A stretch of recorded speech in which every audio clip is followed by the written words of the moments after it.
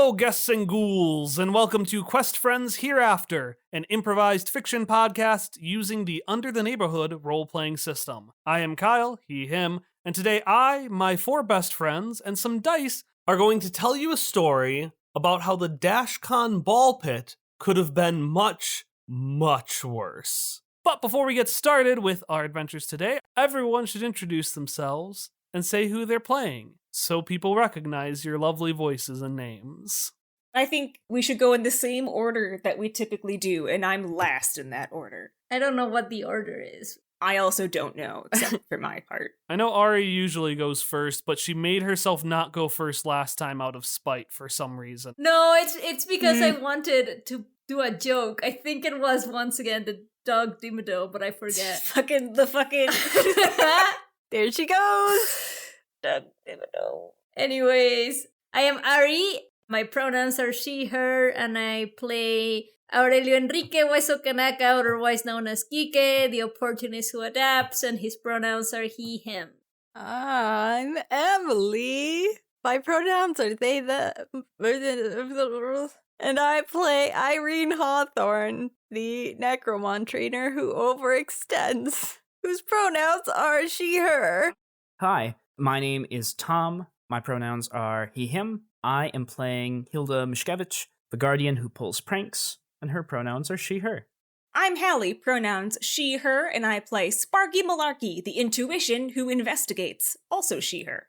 Okay, I'm gonna start doing like one of those games that they do at beginning of like college orientation, like popcorn your name over to some. I'm not joking. That's going in my notes. No, don't do that. I can't play popcorn again. You can't make me. This just sounds like a tragic backstory of yours or something. You can't make me. Please. It's in my notes. It's cemented down. I've scribbled it. You can see it here. Easily burned. Just put it outside and the Arizona sun will do it. Hallie, do you want me to put it down the garbage disposal for you when Kyle's asleep? I would like you to do that, please. That would make me very happy. As with usual, we are going to start this session by going over slice of life complications. In today's session, you all could introduce a complication for anyone. So, the floor is yours again to present your hell for each other, or maybe yourself, or maybe all of you. Not none of you. That's not allowed. It has to be bad for someone. I have a complication for Sparky. The complication is just that Sparky's coffee machine is broken and she hasn't had the chance to have coffee this morning or throughout the day. I love that, like, 2 in a row we have tried to make Sparky have a broken coffee machine. Because that was the complication we didn't have for Adventure 2. Oh, was that? We're I just forgot. gonna keep proposing it until it happens. Adventure 2, Hilda's rival, Sparky's coffee machine didn't work. I remembered because that was the one complication we didn't use. Oh, I forgot about that because we didn't use it. All right, who's next? I can go next, but I'll need to ask one question of Emily first. Okay. Does Irene use mechanical pencils or, like, standard pencils? She... My first thought was pens. She never makes mistakes. I have a plan for that, too. Well, I guess it could also be the standard 2B pencil because that's what you need to use on where you bubble in test answers. Like Scantron tests? Yeah. All right. In that case, we'll just go with the original plan so as not to be overly cruel. Great. All of Irene's 2B pencils have been breaking lately. It's unclear why this is happening. It's because she's angry. She doesn't seem to be using them, or at least she doesn't think she's using them any more roughly than before, but they just continually snap. And multiple pencils have been worn down to nothing now from breaking, sharpening, breaking. Mine was also for Irene. Mine was that Irene got new sheets for what I assume is a twin-size bed, but this can be adjusted to any size bed, really. And you got those, like, full-size / twin-size sheets, like the kind that supposedly work for both things. And, like, it's not that it doesn't fit, it's that it's too big, so you can't make the corners all tight and fitted, which is a thing I am assuming Irene likes to do, but I could be wrong. But the size is just slightly off, and the bed looks rumpled because of it. It's Irene's nightmare. A rumpled bed. She can't make it perfectly in the morning. No, The sheets are wrong. My complication is for Quique. Oh no. He's getting heckled by a child. Just any child. My instinct was Walnut, but I realized that I shouldn't assume that Walnut would heckle an old man. Ash Ketchum would heckle an old man in a heartbeat. I'm pretty sure he has. I'm sure we can find. I'm sure we could YouTube Ash Ketchum heckling an old man and find some clip. Okay, so we've got Sparky's coffee machine is broken. She is very decaffeinated. Irene just got new bed sheets, but they don't quite fit. Alternatively, Irene's 2B pencils have all been breaking for some mysterious reason. And then finally, Quique is being heckled by a child. What child? I don't know. I haven't made a child who would heckle Quique, so I would check my notes and create a child from that. Like a little skater boy. Okay, so which do we want? I mean, I would like to see what you come up with upon the mystery of the broken pencils, Kyle, so that I would vote for that. I like broken pencils myself. I am very fond of this small child, but I'm good with whatever. I'm interested in broken pencils. Okay, let's go. All of Irene's 2B pencils have been breaking. I also like the meme of the coffee thing not being picked and just being repeatedly suggested. God, every time. I'm just thinking of a sad coffee pot. I'm the coffee pot. No one ever picks me. Here's my sad tap dance. I'm Mr. Coffee The next Pot. time is No one ever picks me. Sparky's coffee pot has started tap dancing instead of making coffee. I was gonna say my coffee pot gained Like sentience. she can't drink coffee because it keeps tapping, and so she can't grab it in time because it just taps. The coffee pot got really obsessed with the musical Chicago. I shouldn't have played anything on the TV in front of the coffee pot. It got ideas.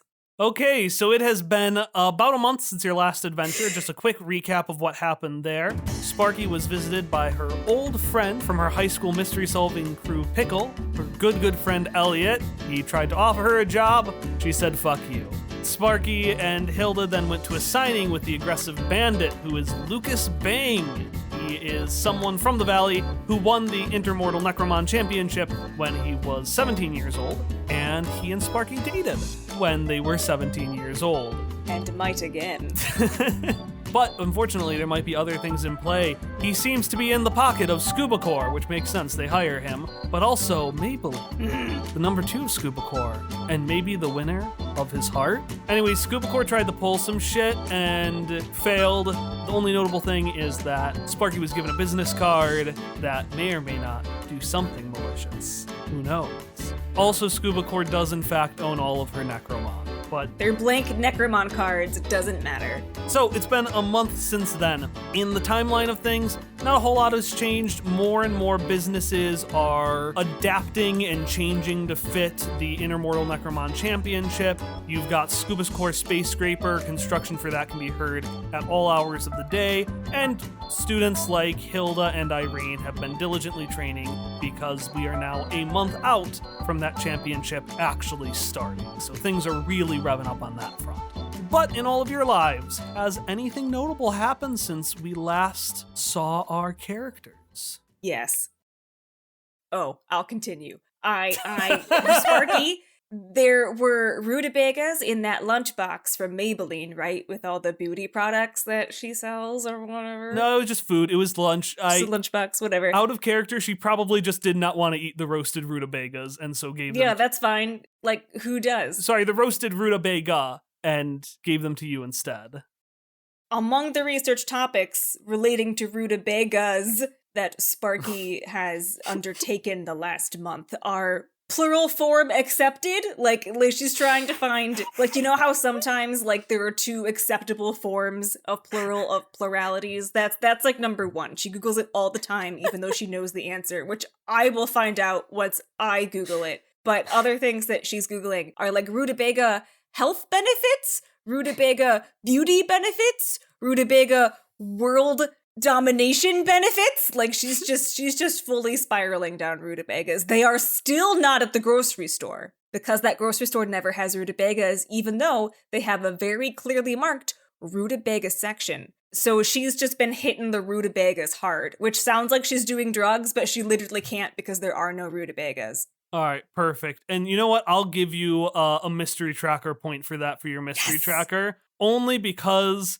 you have done a search so suspicious it might have you on a bite tracker somewhere, like the Bureau of Intermortal Enforcement might be now tracking your internet browsing history based on your rutabaga searches. So if it's enough for them to pay attention, it's enough for me to pay attention. Sparky is now on a no-fly list.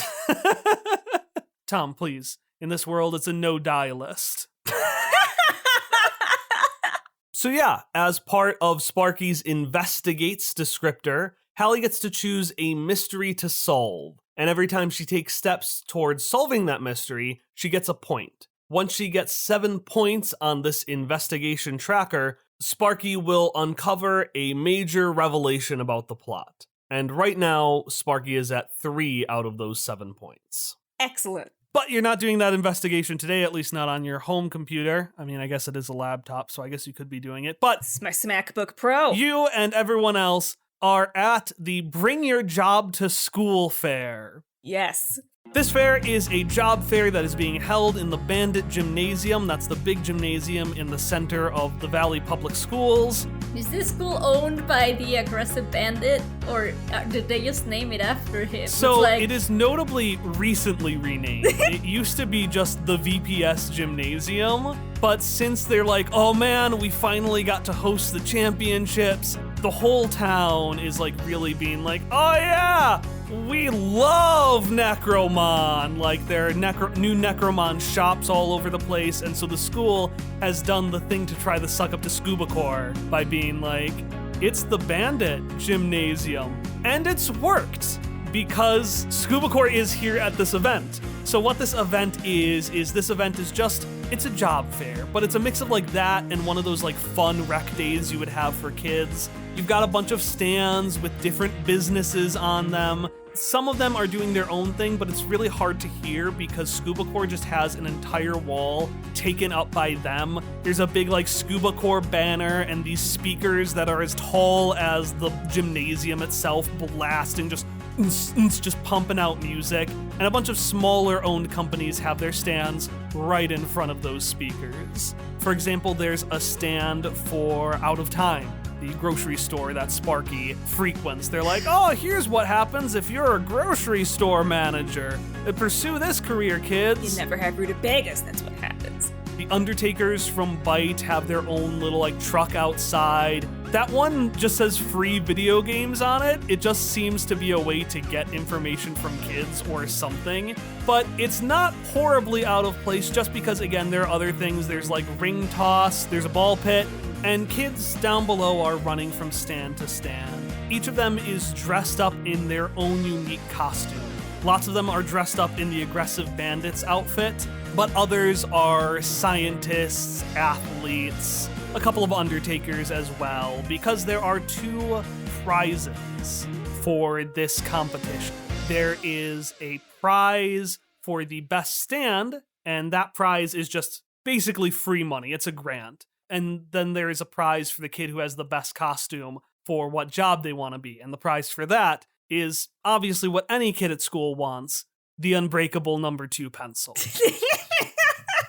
But there's one of these stands I particularly want to focus on, and that is, Sparky, you actually have a stand here at this event. So tell me a bit about your stand, what you're saying to the kids, all of those things. What I'm saying to the kids is, hey, the truth is hard to find sometimes because people will try to cover it up. You know how you find it? Investigative reporting. But of course she's saying this in her voice, not mine. So it's more like, when you're an investigative reporter, every day is exciting. You never know what you're going to find. For instance, did you know, or do you know anything about rutabagas? No? See?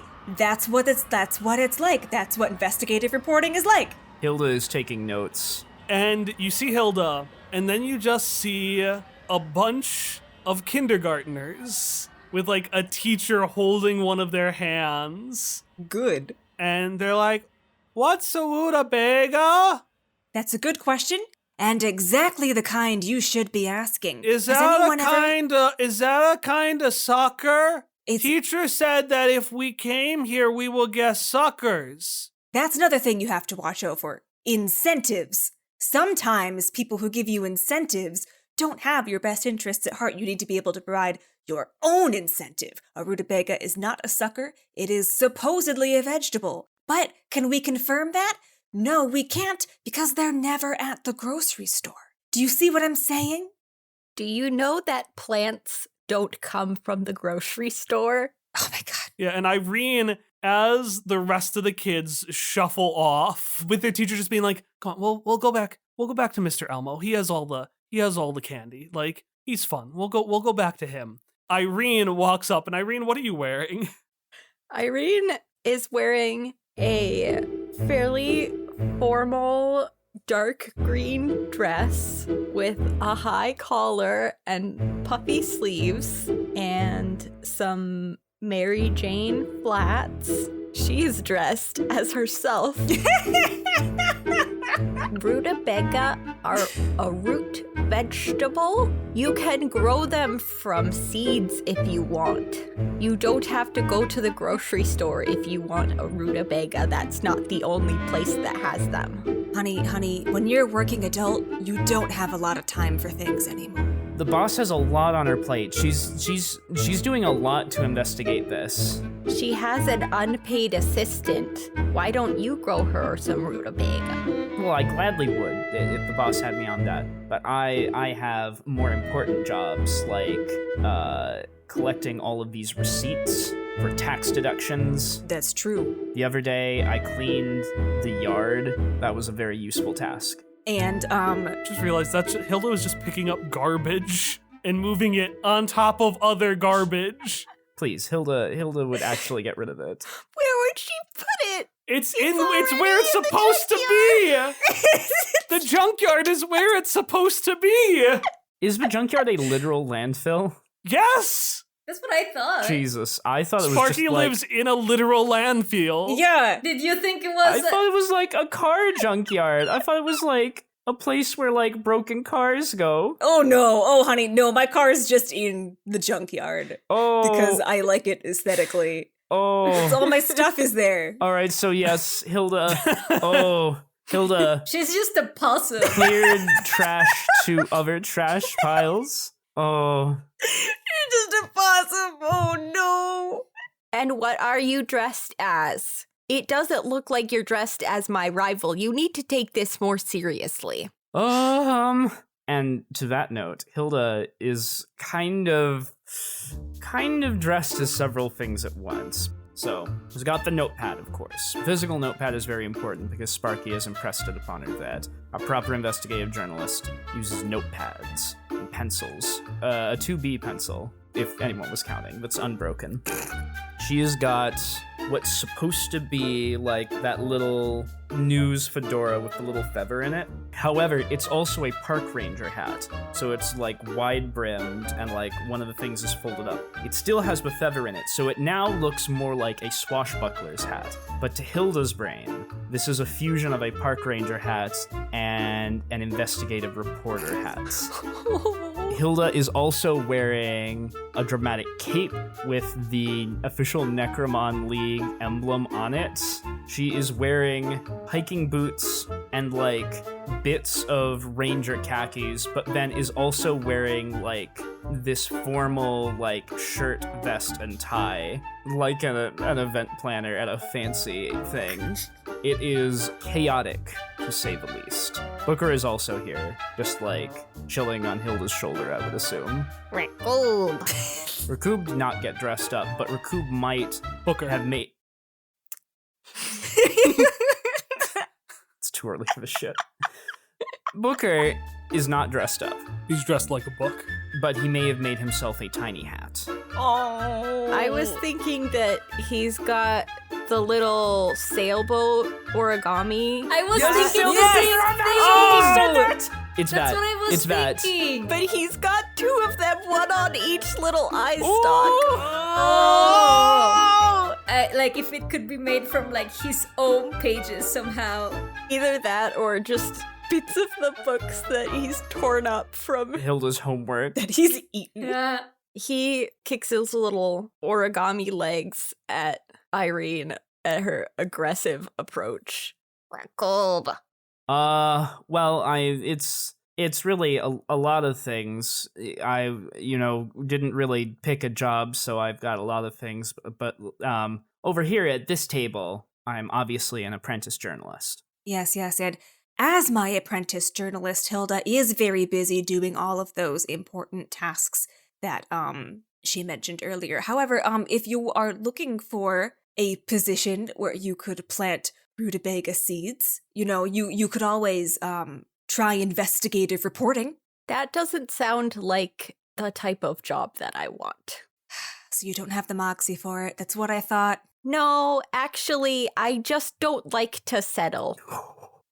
Sparky is too astounded at the spunk of this 12-year-old. She's upset at being dunked on by a 12-year-old. She's being dunked on by an 11-year-old.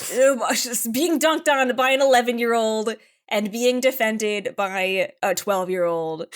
So she's kind of sputtering a little bit, and I can write down somewhere where you can get seedlings. You don't even have to start it from seed that way. Well, actually, since I'm an investigative reporter, I have the wherewithal to find out myself. And then she goes back behind her booth, picks out her SmackBook Pro, slams it on the table, opens it up, and starts... Take a GM intrusion. What? No! Take a GM intrusion, Hallie. No! Me? No! Who do you want to give your other point to? No! Not Irene, because she's being mean to me. Hilda, because she defended me. God damn it. I have too much AP. So you go to grab your SmackBook Pro, right, Sparky? Yeah, that's my SmackBook Pro. And when you pull it out, or specifically when you pull your arm up to get it, you stop partway through, and you realize that a series of tiny magnets have connected your arm to the table. The fuck? She says in a school. Sparky Malarkey, you can't say that when there are children around. Oh, for God's sake. And all of you notice as a bright woman in her 40s wearing a multicolored formal vest and a bow tie walks up to Sparky. In addition to her formal vest and bow tie, she's wearing tailored slacks and colorful wide shoes. She's also adorned with bubblegum lipstick, a flower on her lapel with you can see a little like string connected to it to some sort of squeezer someplace else, and a large bowler hat with two black pigtails poking out of it. But most notably, you see that this woman has a big, bright red clown nose. Hilda is pulling the hat as far down over her head as she can, and is just sort of like trying to inch to the side. Booker says, getting poked in the face by the brim of her hat. No. Hilda will make space for Booker, but is continuing to hide and inch. Hilda, a new lesson about being a Necromon trainer is you cannot hide from things. You have to take everything head on. Why are you putting your hat on your face? No reason. It is unbecoming of a rival. Oh, and she immediately pivots around and looks at you, Irene. No. Oh, you must be Irene. Hilda's mentioned so much about you. Irene slowly looks back over at Hilda. Really? What has Hilda mentioned about me? Oh, well, and she taps her little clown nose in here. Mother-daughter confidentiality. If it wasn't that I'm the best Necromon trainer, that's what you should know. See, Sparky, now that's the kind of spirit that I knew you would inspire these kids to have.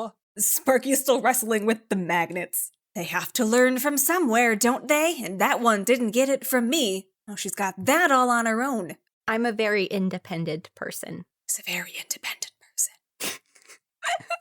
Well, then let me tell you all about my good friend Sparky Malarkey. Oh, by the way, Hilda, your friends wanted to see you someplace over there, and your mom motions to someplace else in the gymnasium. Okay. Thanks, Mom. And Hilda will just, zoom off. Did you know that Sparky Malarkey has solved more cases than anyone else in the valley, even more than Mr. Elmo? Now, Mr. Elmo, he has his own kind of thing going on. He has solved many, many cases, but his are about 23. Sparky, last we checked, was somewhere about 24. Although, it's been a while since I've heard about your mystery, so maybe that number's a bit higher. You know, you should tell me, what have you been up to in the past couple of years? What kind of mysteries have you been solving? For the kid, but also for me a little bit, you know. I'm kind of curious, but for the kid. Sparky still wrestling with those magnets. Well, I am working on a very important undercover mystery related to grocery store supply chains. Before that, you know, I was on the street. I was on the ground for the big Necromouse bird fiasco, so that I had that going for me. You know, that was first ground coverage. You know, Mrs. Flabberschboster, she asked me to find her glasses. They were on her face. Solved that one very fast. So, you know, I'm still ahead of Mr. Elmo. You hear a little ding ding from across the thing, and a deep voice goes, "And just like that, with my young companions, another 2 mysteries solved." He's softballing the kindergartners. He's been doing that all day. Sparky, you are a gas. I don't think there's anyone else in here who is quite as funny as you. And now is when we hear those sounds again. We hear the loud, another 2 cases solved. And we see the person next to that stand. Quique, you are stuck between the scuba core speakers on one end and this very loud presentation on the other. And we'll get to what that one looks like in a little bit. But before I do that, I want to know, what does your stand look like? Well, his stand has a big sign on the back with the name of his company, which is called Química. Well, it's called Químicard, but it's mostly, he has it as Química, and then like he has a lot of shit covering the last 2 letters so that it just says Química, which means chemistry in Spanish. And he has a table with a bunch of different objects so that like he can tell people about like the different things that you can do with chemistry. So he has a little glass bottle with his ship in one side. He has some like wood stuff, and then like kind of shoved to like the very corner of it, he has some cards, but he's kind of doesn't want to draw too much attention to that part. And he's trying to get, I mean, if there's kids, he has a spiel that he's trying to get kids excited about. Yeah, tell us your spiel. The kindergartners have just gotten their fix from Mr. Elmo and have come back to your stand. All right, kiddos, do you want to know what wonderful things you can do with chemistry? Oh, spoiler here, there are things that would leave you con el ojo cuadrado, huh? Yeah? So, there's a long pause. And then one of the kids slowly raises their hand. Like he'll just be like, you would get it. It's funnier in Spanish. But anyways, is that a kind of candy? Can you make candy? Well, I want candy. Well, and they in just fact, you can see it like their mouths are covered with this glittery, sugary paste. Keep going though. Well, you can in fact make candy with chemistry. Yes, How are you louder than the speaker? That's kind of impressive. Okay, anyways. And you hear from the stand next to you, because nothing is louder than an excited child. Another mystery solved. And the ding sound effect goes off again. Oh, what the fuck? I'm gonna kill them. That guy over there might have candy. You can go over there. The rest of you that may want to know what you can do with chemistry, they're all gone. Stick around. They're all gone. Well, that's fine too. I had another half of my speech here. There is one person left. There are in fact 3 people left. Ooh. Because there is, as they all leave, you see 3 children. You see this child that's dressed up in every kind of thing imaginable. That's Hilda. On Hilda's left is Walnut, and Day is dressed up in their Necromon dueling outfit. So, the kind of gym outfit with the fake scuba core trench coat, the one that's worn officially for competitions. And then on Hilda's right, you see a small zombie boy, and his outfit is filled with just a million different balls from the ball pit because he is dressed up as a laundry basket. Exquisite. Okay, so Quique, at seeing the 3 kids left, he's first is gonna be like, those other kids did not deserve to learn all of the chemistry secrets that you 3 will learn in the stand. And then he'll look at Hilda and just be like, hey, I know you. And then he's gonna be like, okay, so look at all of these things you can make. You can make glass that is more resistant to breaking than other glass. You can make wood with more nutrients than regular wood in case you have little critters that like to eat wood. Not that I would know anything about that. And then he's going to glance at the cards and be like, you can also have cards with more resistance or more colors or whatever. But you also can have pens and pencils that do not break, which is usually a complication. And you know what? All of those things are things that I and you can make if you are interested on joining the company Chemicard. Obviously, you have to pass your chemistry classes, organic chemistry, all of those things. But it's a really fun journey and a really fun reward. If you have any questions, there's technically no limit, but there is a limit. Did you say cards like Necromon cards? Well, maybe if we combine those with, we could make equip items or something like that. And Day runs up and just starts looking at some of the cards there. And while Day mutters to himself, Freddy goes, so chemistry is one of the applications for that. The creation of more and enhanced kinds of dish soap and detergent. I like to wash. Oh, well, you actually have to wash a lot in chemistry. You have to keep a clean workspace, but it's true. I actually, in my early days in this company, designed a shampoo that cleans hair more efficiently than regular shampoo. I wasn't sadly able to test it myself for reasons. Oh, wait, you're Chemicard! Freddy, Hilda, this is Chemicard. They're the ones that were bought out by Scuba Corp. They make all the Necromon cards. When Walnut was like, oh, cards! Kika's expression from a really excited smile, it's going to slowly go down to cartoonishly, it just goes down to a frown, And Freddy just, so you wouldn't really know about making dish soap, then I retract my question. The card thing, as your friend mentioned here, it's a new addition to the company. It's true. I guess we do that a lot nowadays, a whole lot, but we also do other things like dish soap and this bottle and wood. That's why I have all of these things on the table. Wait, are those equip cards? I've heard that there's a new thing called equip cards that make Necromon stronger. Does this look like an equip card? At least that's what I heard from a friend of a friend of a friend of someone's uncle who works at Chemicard. Oh my god, I need to talk to that. I need to talk with that kid again. Soon enough about we talk about. No. Somewhere far off, a smile curls up the edge of Ariel's lips. Hilda does have a question, though. She'll step up close and say, is it a card question, kid? His voice is going to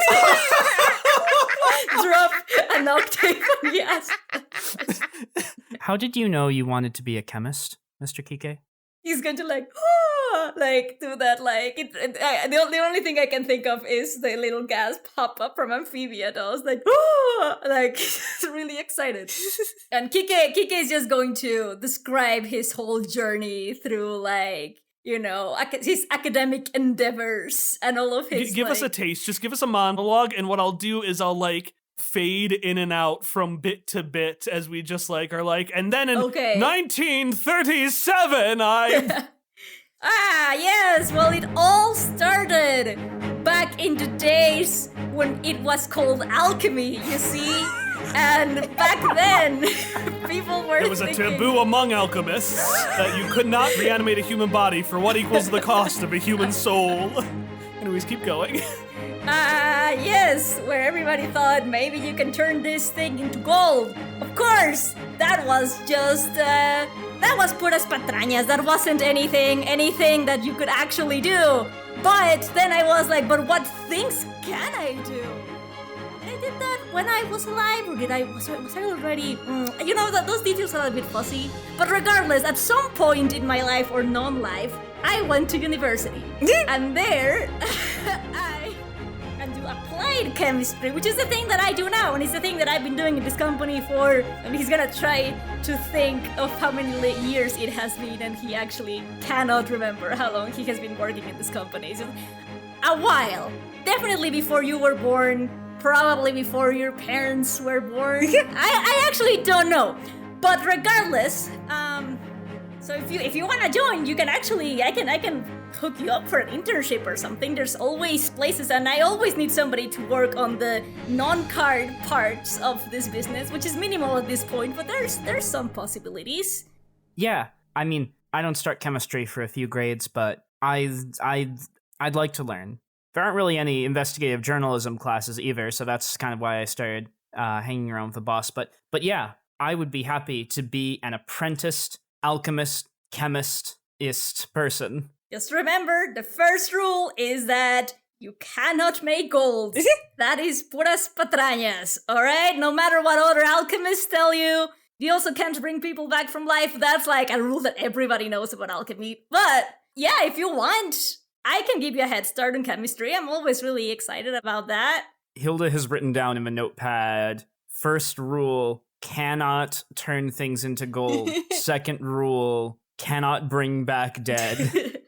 Yeah, I'll ask my moms. I don't think I ever got a chance to thank you for helping us out when we fell into that cave a while back. So, thank you. Quique is actually, like, taken aback by this a little bit. Like, at that point, he was mostly doing it selfishly and didn't really, like, it wasn't like, I'm gonna save these people. I don't know that Hilda ever found out that Quique actually tied her to the tree. She did not.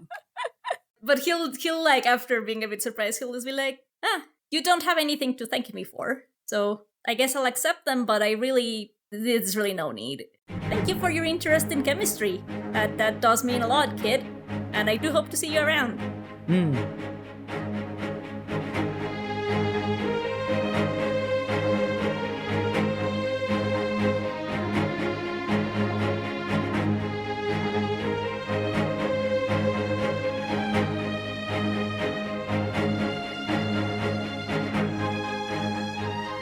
Hello and welcome to the announcement break. I don't have anything clever to introduce at this time, so let's just get into it. I don't actually have any announcements for you today. If I did, I'll always put them before the promo. But since I don't have any announcements today, let's get straight to the promo section. Today's promo is for a podcast called Worst Movies Ever Played, and let's give it a listen.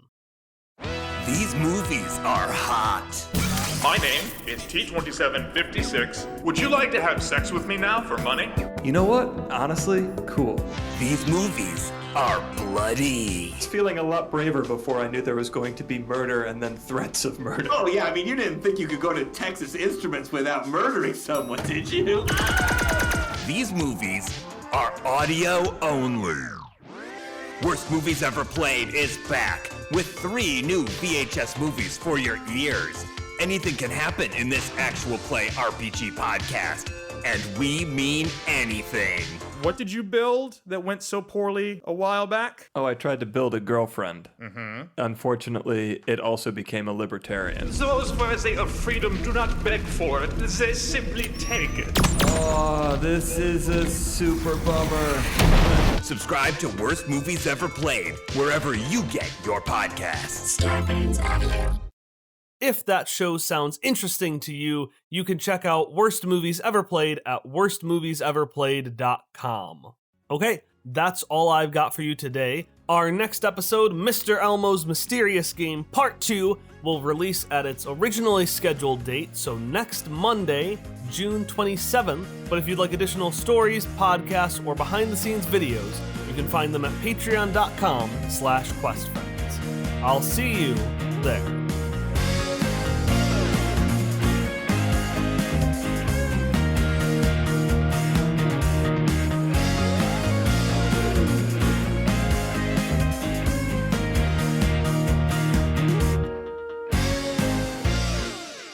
Sparky Malarkey! Did you know I just do Sparky Malarkey? That's how I get into voices for both Elliot and Alina. I know, it bugs the shit out of me. Sparky Malarkey! You hear a tapping of a mic.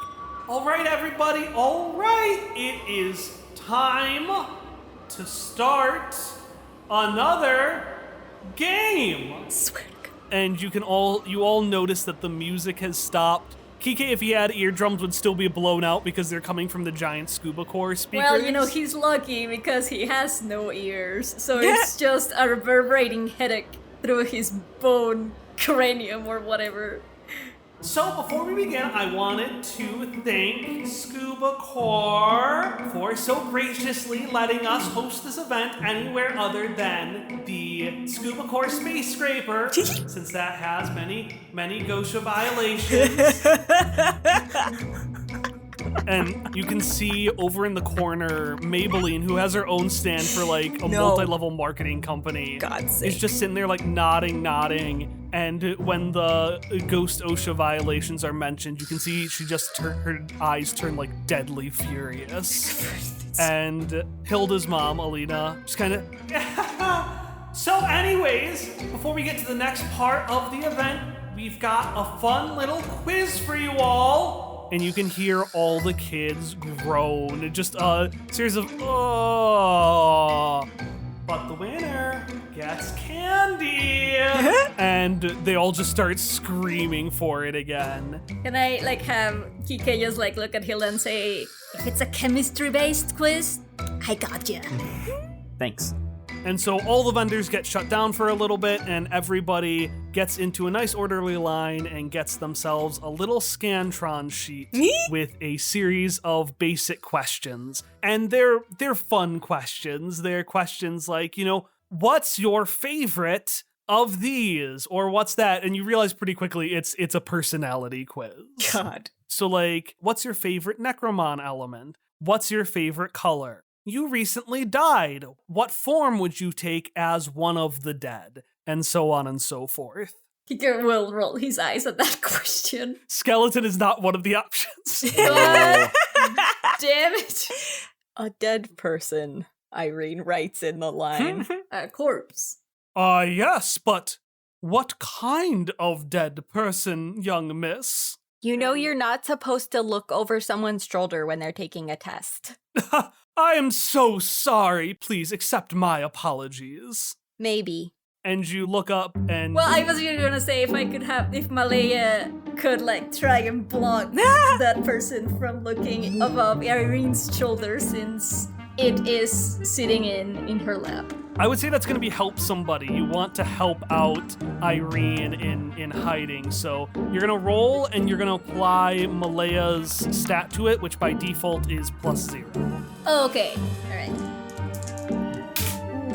That is a 4, so no, that's not, I tried. So despite your help, or perhaps due to it, your target fails. Take an AP for that failure, Ari. Oh. Since you were the Necromon, since you were the player who did the action. Okay. So Malaya, you try blocking this guy, but what ends up happening instead? Well, I just think that because it is in a small form, then Malaya is just in this form thinks that it is bigger than it actually is currently. So he just extends his little arms and thinks that that's enough. Yeah, I did it. And maybe ends up miscalculating things. And when realizing it's not working, maybe falls a little from Irene's shoulder, Wobbly. Irene cups him in her hands and realizes that her pencil is broken. Oh no.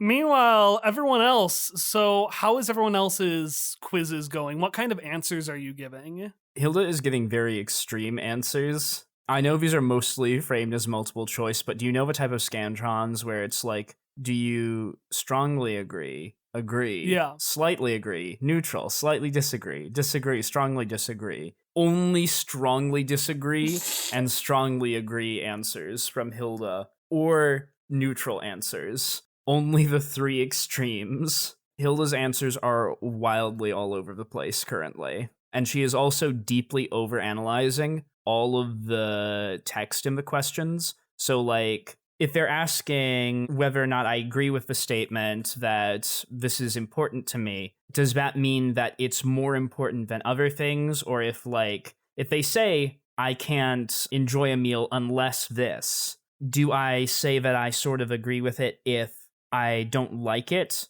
but I can enjoy the meal? Or if because I can, it's not a deal breaker for the meal, I have to put that I disagree with it because it's a false statement? What is the intent behind the test? Because it's very unclear, and she is deep into overanalyzing the intent and doesn't know what the test takers want from this personality test. Meanwhile, next to you, you just hear, agree, disagree, disagree, disagree, as Walnut is just going between the two extremes on their form. And Freddy you hear nothing because he's just sitting there playing with the balls in his little bin because he answered all the questions like 5 minutes ago. And so he's just like, so I can't turn this to gold, but could I turn this blue ball into and he looks around, I thought I had a red ball around here, and he starts like rummaging through his little laundry basket. But Quique and Sparky, how are your questions going too? Because this is, as the adults were reminded, mandatory. Oh, no. Oh, I thought it was only for the kids. Fuck that. Sparky's not taking it. Nope, every person has to do it. It looks like the only people who aren't taking the quiz are Alina and then that guy that Irene was talking to. Well, I think Quique at first thought that it was only meant for the kids, and when he realized that it wasn't, he's just gonna pretend that he didn't realize that it wasn't only meant for the kids until like, oops, oh no, everybody turned it in. What? I was supposed to turn it in? Oops, well, I gave it to a kid because I didn't think it was for me. And so that's his plan currently. So he's not answering this thing. Okay. So you got your name on there, nothing else. Oh, he doesn't even have his name. Okay, a blank hole of nothing. Yeah. How about you, Sparky? Oh, Sparky's just not doing it. Oh my god, we're both not doing it. But Quique is he has a plan to be like, oops, my bee, what are you gonna do now? Sparky's just like, nah.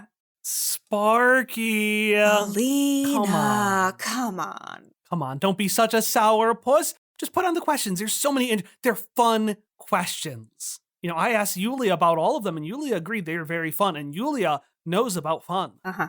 Hilda in her head thinking, these are very bad questions. This is not fun. I'm not enjoying myself. Sparky will smile and say, the thing is that I don't need a personality test to tell me who I am. I'm a grown woman.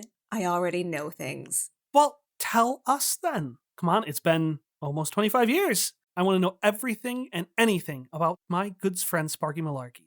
We've been through this. Hilda only tells me so much. she's at that age that she's very, very secretive. Yes. We all hit that age. You know, being secretive is actually a very good trait for an investigative reporter, which is why I can't go into too much detail about my life because it's full of very important, dangerous things. Not with Hilda, obviously. No. She makes the coffee and cleans the yard and comes with me for interviews and things. No, the kid. Well, absolutely, Sparky. But I don't think some villain is going to be concerned about, like, you know, what you would do on the perfect play date. Well, no, I don't go on play dates. Well, think of it as a regular date. What would you and Mr. Bang do? Well, Lucas and I, you know, we saw each other recently. He's in town. He was in town. I don't know if you heard. They did the movie. Oh, I've heard.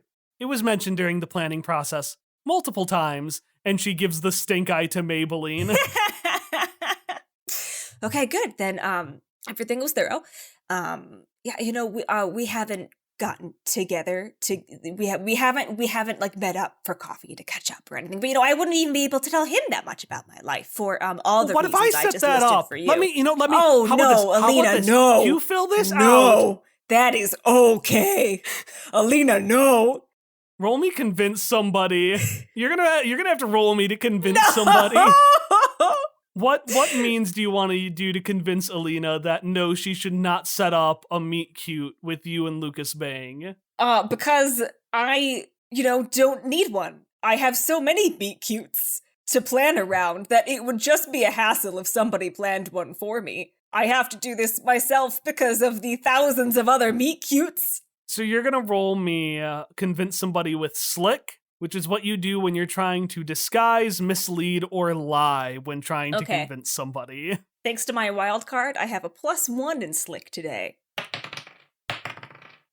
8. Hey, mixed success. Your target is convinced mostly, so you get to choose one drawback. Some examples are Alina agrees with you, but something is preventing her from stopping setting up the meet cute. Alina asks for something in return. They make an inconvenient misunderstanding about what you mean, and not like misunderstand the whole thing, but they misunderstand a small point, or she is temporarily upset with you. So I'm stuck between the first one in that she thinks that she's an event planner. This is what she does. She plans for busy people. This only means that she should do it more. Or if she's just pissed because Sparky's pulling her old bullshit of not letting anybody from her old life do anything for her or with her. Which one do you like? I like something is preventing her from doing what you want. Okay, let's do that one then. So Alina will go, all right, Sparky, I get it. You want to play hard to get. Well, I am hard to get. It's not really playing. I'm just saying, you already asked me about it, so... Lucas Bang asked you about organizing a meeting with me? She winks and taps her nose. If you want to know more, you'll have to finish the sheet.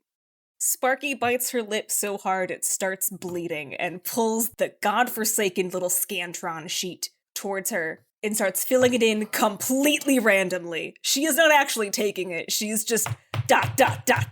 All right, so you all fill out. I can't believe you got so much character work out of a goddamn Scantron. I can't believe I got played so fucking hard. I am furious. Ooh, you played yourself, Hallie. That's what we call it in the GMing business. All right, so you all fill out your Scantrons. Not me. But not Quique. Oh, not Quique.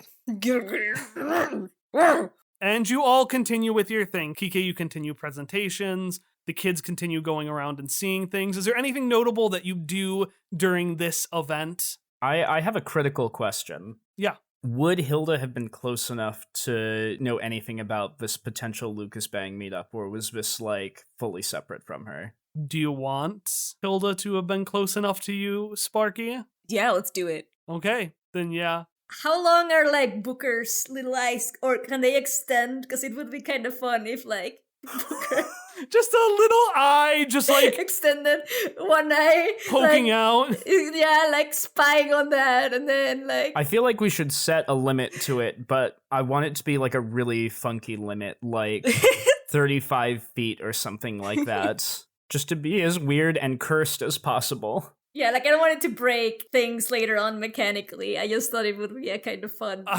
We'll say if Tom ever wants to use it outside of context, that might be use of an AP, but just as a flavor thing, absolutely. Let's go for it. For sure. Everybody, ruin my life. Go for it. I want that. Also, Booker can read lips now, I guess. Since it's just an eye that extended. He has a book. He can read anything. And somehow communicate that back to Hilda. Yeah, somehow. He's a book. He can spell anything. Rackoob. I'm going to say that Booker does a really impressive bit of charades. Yes. Using little origami figures of Alina, Sparky, and the aggressive bandit to communicate this to Hilda. When he's showing with the origami and stuff, whenever he's trying to show that someone's talking, he gestures with his first two little legs. and then like goes back and forth and says, Ricoob, Ricoob, and does like a higher one for Alina and a slightly lower one for Sparky. I love it. And then Lucas Bang is like, Ricoob. I love it so much. That's so cute. It's masterful. Hilda does nothing with this knowledge for now, but her eyes narrow.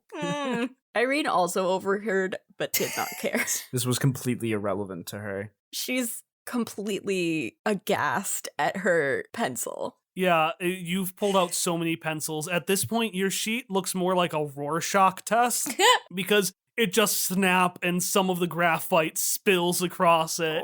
And snap, spill, snap, spill. It is a amorphous blob at this point.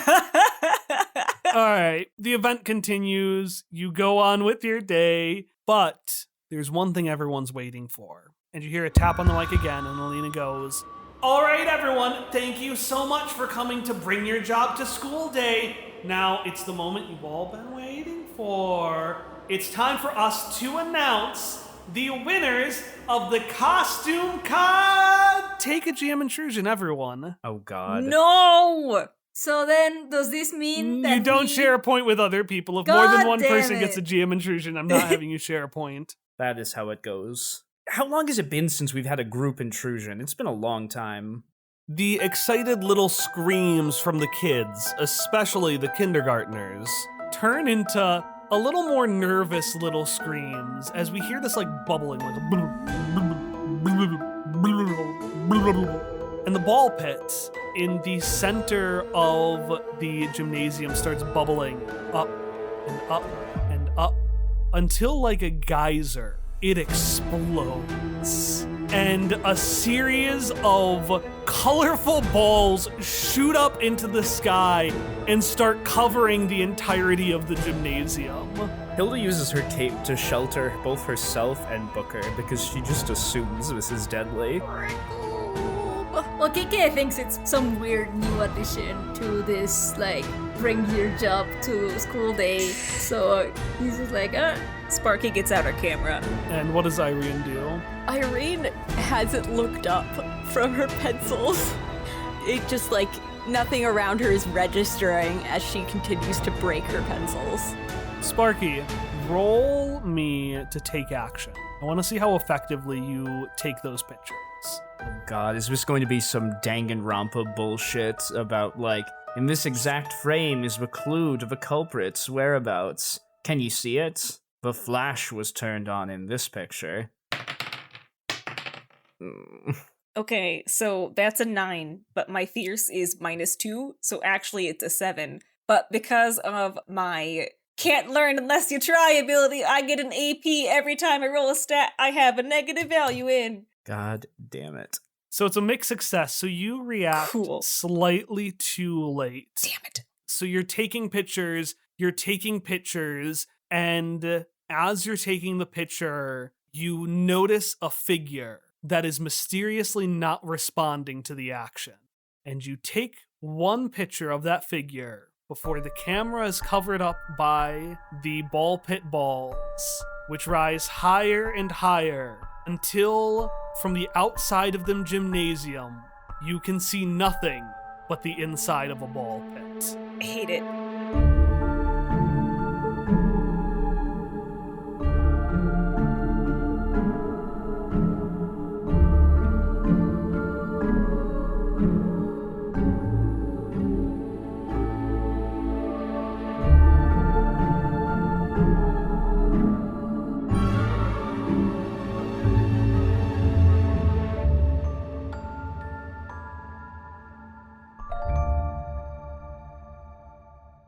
We're going to start by all introducing yourselves, since the idea is that anyone can join in at the start of any adventure, any episode. So it'll be typical. For example, I'm Emily, they, she, and I play Irene Hawthorne, the Necromon trainer whoever extends. That's not true. This is a lie. You're impersonating Emily Strawn. Yeah, what the fuck? That's called identity theft, and it's not a joke.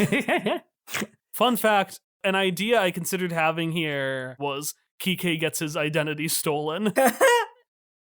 Now, Freddy is an enigma. I pointed out to Hallie the other day that Freddy is a lot like, when I think of Freddy and would Freddy do this, I think, would David from Catching Up David do this? And if so, then yes. Would David heckle an old man? He would not heckle an old man. I don't feel so. Would he heckle himself? Because David truly is an old man. Yeah, no. That's a good point. He That's a good point. heckles himself all the time. Have you guys ever heard the Bible story of Elijah getting heckled by some children and summoning bears from God to harass? What?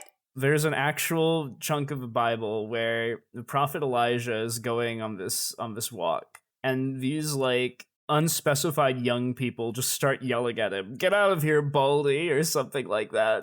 And so he prays to the Lord, and 3 she-bears are sent down to like devour the kids. Holy shit! I mean, that's the god I want to worship. What an Emperor Valentinian move this is. I will find it. Female bears! It is just like Valentinian! I'm so sorry, it's two Kyle. female bears! Yes. And then he also killed 42 children? 42 of the lads! Even though only the 2 were mocking him? Anyway, sorry, go ahead, Kyle. You can continue now.